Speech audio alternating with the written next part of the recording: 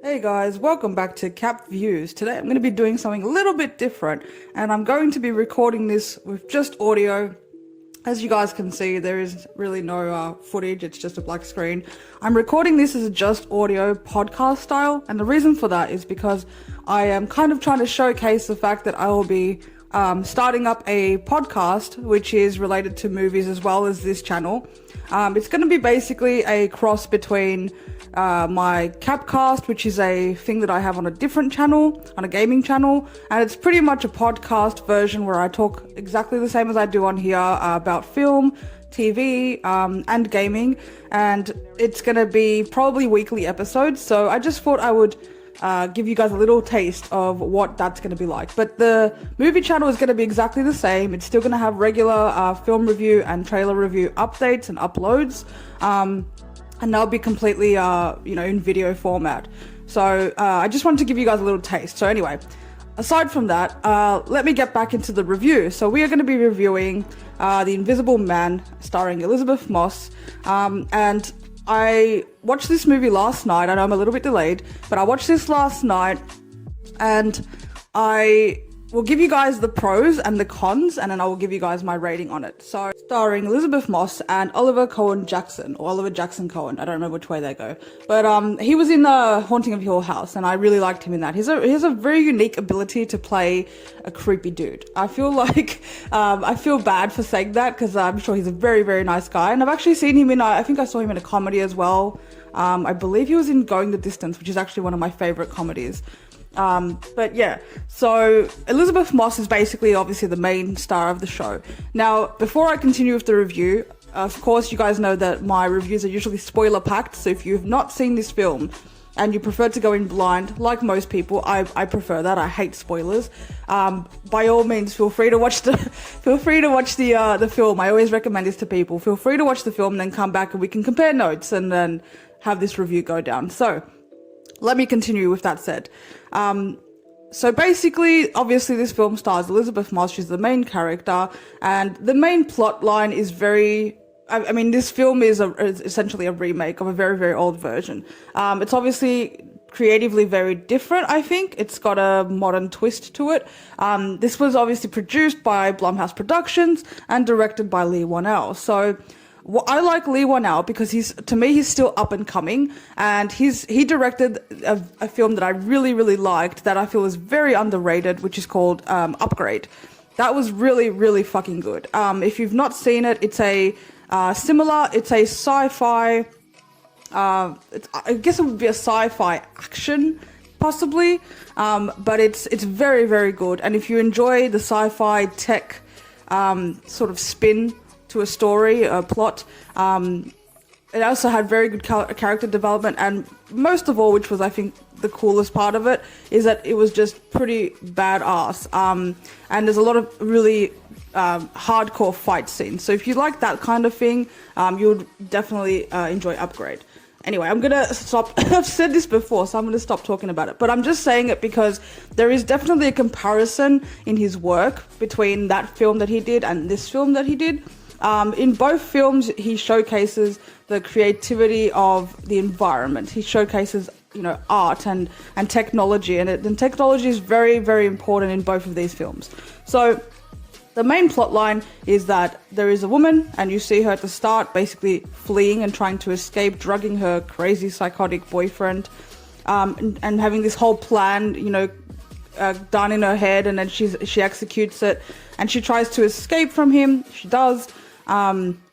Only then to later find out, when she's living in fear, that he's actually killed himself and there's nothing to fear.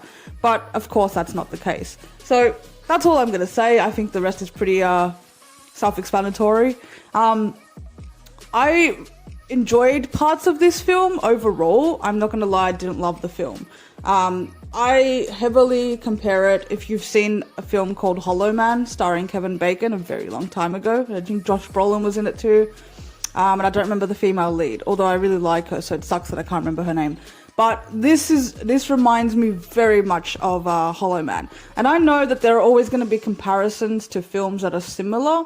And this is, of course, definitely a sci-fi, I would say, a sci-fi psychological thriller or suspense thriller. There's definitely a lot of suspense in this film. It's very nerve-wracking at times. I would not call it super scary though. Now I'm a horror person, so I've seen like, you know, a lot of horror films that are very, very scary, and this didn't really scare me, to be honest. I feel like there were lots of parts that were very predictable. Like I said, I think it's following the same style of the films that have come before it, and I kind of think that that's just something that really is kind of bound to happen with a film like that. But I think in saying that there was a lot of effort put into creatively making it different from other films. There were some plot twists that I definitely did not see coming. And I want to talk about them. Again, if you've not seen the film, I'm going to be talking spoilers. So one of the plot twists that I did not see coming was the restaurant scene with her sister. I'm just going to say that. I'm really trying not to say every detail, but that was, wow, that really fucking shocked me, and my mouth dropped to the floor. Because it happened so quickly, right? And then you see, you know, Elizabeth Moss's performance in this, that's one thing I can say, is nothing short than outstanding. Like, she is, I think, perfect for this role. I think she's uniquely qualified for this role. I personally could not see, I mean, I don't know. I don't think I could see somebody else doing it the same way as her. I think she's just very, very talented and skilled in what she does. And there are some stills, you know, some shots that if you go back and look at it, she just absolutely on her face in your still, she'll just like show the portrayal of a crazy person, and it makes you question it, which is where the psychological comes into it. It does make you question whether she is in fact crazy and this is in fact happening, or not. And the story like plays out. It's almost a 2-hour film, so it's not short. And it plays out very extendedly, and it really like fleshes out the story. And I think that sometimes you think something is happening and then you're surprised by it. The second plot twist is, of course, which I'm referring to, is his brother and the suit. I'm going to just say that. That is towards the end of the film, very much so, in the third act. So, yeah, those two things really did shock and surprise me. Now, I'm going to talk about the things that, you know, I didn't really like. So, like I said, Elizabeth Moss's performance was fantastic. It was great. I think the cinematography was quite nice. I really love the way Lee Whannell uses his angles. I really love the angles in this, and I really love those, you know, long pan camera shots, you know, at the end of a hall, or, you know, there's a lot of suspense in this. So, you know, you see a lot of empty rooms with, you know, low light, and then you see a very bright room, but the angles that he uses, like an above top cam angle or like a very close up and then panning around, it's very nice. I quite enjoy it. It's like something that a very cinema buff or a film person would enjoy. And I appreciate the art and creativity of film very much so when I watch it, especially because I'm kind of analytical with games, and I'm similar to that with film. I kind of notice the little things. So I think it's important to have the right shoot, you know? And I think that Lee Whannell did this, and he was very similar to Upgrade as well. He had really nice open pan shots in that as well. And he showcases the technology, like I said. He showcases the environment. And I think that he does it very well. So Elizabeth Moss's performance was great. The cam angles were pretty decent. I did also like the side cast. I don't remember their names. I did also like the cast that was there. I enjoyed it. But I didn't like the sister. I don't think she was well cast, or I don't think I just didn't feel it that much, to be honest. I feel like more could have been done there. I just feel like, as I said, it's just too comparable for me. As someone who's just seen way too many horror films, psychological thrillers, it's just too predictable. Like, there was so much in this film that I just knew was going to happen. You know, it was just what I thought it would be. And also, I was so disappointed after that entire build-up of everything that she went through, and the cat and mouse game style of it all, and the fact that in majority of this, which I found weird, and this was something I found weird, he doesn't talk. He doesn't talk. She knows he's there. He makes it fucking obvious that he is there, but he doesn't talk. the whole time. And then at the end of it, it basically tries to spin around and essentially show the reason why he didn't do that, which was he's basically framed his brother.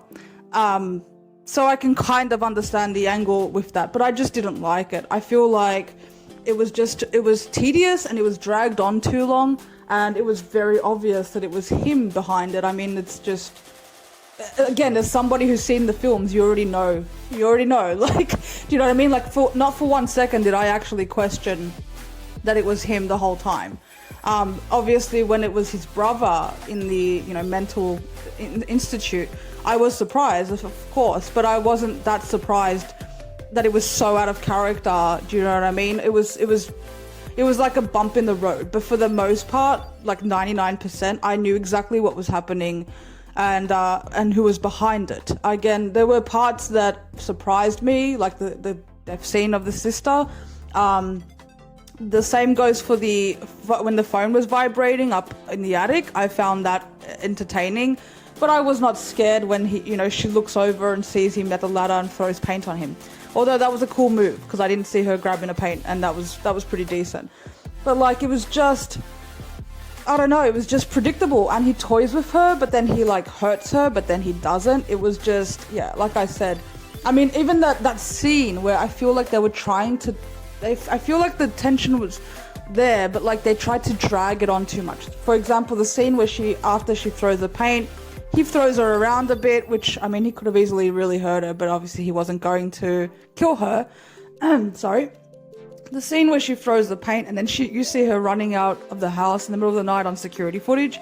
I think it would have been cool if you saw something running behind her, like just a smidgen of paint somewhere, and so it just makes people question it, but not enough to, not enough to really make it definitive, because I just feel like it would have helped the story, as opposed to the whole time people thinking she's just crazy, when of course it's made obvious that she's not, or at least she knows that she's not, because that's what he does. He makes her feel like she's crazy, and it's all in her head. And then when she finally gets she orders an Uber or whatever, like, I was like, when did you have time to do that? And she gets an Uber, that's what I thought it was, right? And then she gets in, and this dude takes like 20 minutes to like get out of the fucking driveway. Like, he's reversing, and he does like this whole like long 3-point turn, and she's like, hurry up, and he's just like, do. Like, it was just ridiculous. Like, and at any point in time, I wasn't feeling the intensity. I wasn't feeling adrenaline. I was honestly just like, this is really draining my life, to be fair. Like, it was just ridiculous to me, and I just thought, seriously, if that was me, I would have jumped into the car at any point in time. I thought what would have been super cool, and I mean super cool, a great twist, would have been if at that point he actually got into the car the same time she did or something, or somehow he was in the car. Of course it would be unexplained because it's a film, but he kills the driver, and then like the car goes off, like, I don't know, the car goes off a cliff or something, or crashes or some shit, and she's injured, but like, it's one more way of him basically toying with her, with of course him not being harmed in any way. I thought that would have been cool, but I really would have liked some more like sadistic like killing. Do you know what I mean? Some real like sort of almost bordering torture porn, but not so much. Because a lot of this is just teasing of that, essentially. That's what it is. Except for the scene, like I said, where, he throws her around, which I think she did a very, very good job in. It looks very believable. But yeah, I just think overall it was just a very flat ending. I was so disappointed by that ending. It was just so quick, and it was so predictable again. Like, the moment she went to the bathroom, you knew she had a suit. Like, you knew she was going to do that. You knew she was going to become the invisible person and then kill him, the same way that he framed her. Like, I knew that was going to happen. And I had so many questions about this. Like, there were so many holes in this story. Like, for example, when she's in the interview with the two police officers, detectives, she's like, I can't tell you, he's watching, and she thinks he's in the corner or whatever. Why could she not? I mean, you see him take down like all these guards, but they're in like intervals, like waves. And I don't understand why, if they were taking her seriously, I mean, if she was to say like, can you bring 20 of your best men in here? and then just get it and be like, oh, let me show you, and then just grab a fucking fire extinguisher, or just pull the fire alarm and like let it rain. I mean, you would have been able to see him through that. So I don't know why, you know, she didn't do something like, say, like, let me do this, put 20, like, because he would not be able to physically kill 20 men in one room if he was surrounded that quickly. He just wouldn't, especially if he was seen.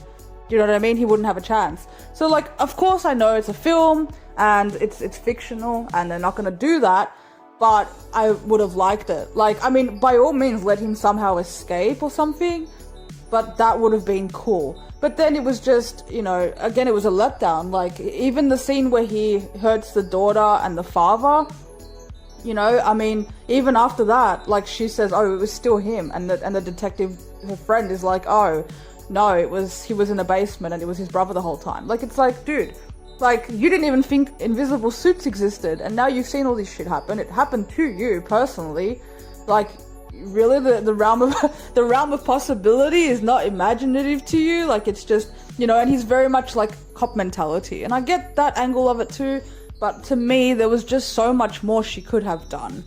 Like, there was just more that could have been in there, and I really wanted to see that. I wanted to see her being badass, and I just don't feel like the scene in the rain where she's trying to find him between cars was her being badass. I don't feel like her throwing paint on him and then running away and getting thrown across the floor, you know, it was badass. Like, I didn't feel any of that. The only moments I felt were badass was when she attempts to kill herself in the shower and then like stabs him. That was great. That was fucking sick. And then the last scene, of course, with the brother, where she thought it was him and she, you know, extinguished. How quickly did she move her hands? Like, she has the extinguisher, you know, hits him with it, blasts him, drops it down, pulls out a gun, bang, bang, bang. Like, professional as fuck. Like, that was pretty cool. That was badass. But the whole lead up to that, to then only slice his throat in 2 seconds and then have the whole very predictable, like, Gone Girl style, where, you know, she moves away from the camera, out of focus and out of frame, and then she's like, surprise. Like, it was just, you know, I didn't like it. I just thought, like, you know, you see him slice her sister's throat, and she's dead in 2 seconds flat. Like she's dead in under 30 seconds. Like, not even. It would have been like, what, 6 seconds? Like, she gags for like 2 seconds and then she's done. She face palms on the table and she's done. And then she does the same thing at the end of the film. She slices his throat. Like, slowly, by the way. So it was done a lot faster with the sister. So, like, she does it slower. So he would have just completely bled out if this was realistic. I'm just saying, like, very quickly. And also there would have been a spray of blood, but anyway, from his carotid artery. But anyways, I digress, because it's just, again, I'm analytical. I know it's a film, but, like, come on, man, it has to be somewhat realistic. And if you're going to slice somebody's throat, he's not going to sit there holding his throat for, like, a minute. Like, it was like a minute 30. She wasn't even there. Like, he was already on the floor for, like, 40 seconds. And then she runs out and she's like, oh no, which is, again, weird, because the whole time she was like, tell me the truth. Like, that was so obvious that she was trying to record him. And then he doesn't tell her. And then he just kills himself. Like, why? What was the motivation? I don't understand it. Do you know what I mean? Like, it was recorded. So, and then she's like, oh, what did it sound like, when she asks the detective? And he's like, it sounded like he killed himself. And I was like, no, it doesn't. Like, do you know what I mean? So, sorry, I'm just, you know I'm ranting at this point, but, like, it just bothers me, because I think cinematically this was a good film. This was a lot better in quality than I am used to seeing for thrillers, for horrors, whatever you want to classify this under. I think it was very, like I said, well shot, well directed. The score was nice, the acting was good, and even the screenplay was good. I liked it. It lacked in those parts for me, and that ending just really bothered me. And how many times have we seen a film and it's been so good and it builds us up and then just lets us down at that ending and we're disappointed. So I feel like Lee Whannell is doing this on purpose at this point. This is like the second film he's done this with. Like, just give me a good ending, Lee Whannell, please. But anyway, what did you guys think about this? I think I'm going to stop talking. I've gone on for like 20 minutes now. Thank you to anyone who's even gotten this far listening to this review. I appreciate it. But what did you guys think? Let me know if you enjoyed it. I would really love to know what other audiences liked it and other people that are really into film like I am. And then also just average moviegoers that maybe just enjoy, you know, some horror every now and then, that maybe don't take it too seriously like I do. You know, did you find it more enjoyable? Did you follow the storyline? Were you surprised? Were you shocked? Was it predictable? What did you feel about it? Because, like I said, that's my take on it. So I'd love to hear what everybody else thought about this. But overall, you know, it wasn't a bad movie. It was a good film. I just didn't love it. And I was underwhelmed, to be fair. But only because they could have done more with it. But I think, again, like I said, Elizabeth Moss's performance was very, very good. So anyway, guys, let me know in the comments what you guys thought. And yeah, like, I hope that you enjoyed it, though. I hope that you have a good time with it. And interested to see how people's opinions differ. Thank you so much for listening to the review. This time around, it's been an audio version. There'll be more updates on this podcast situation in the future. But thank you again for listening. Thank you for entertaining my review for this amount of time, if you've lasted to the end.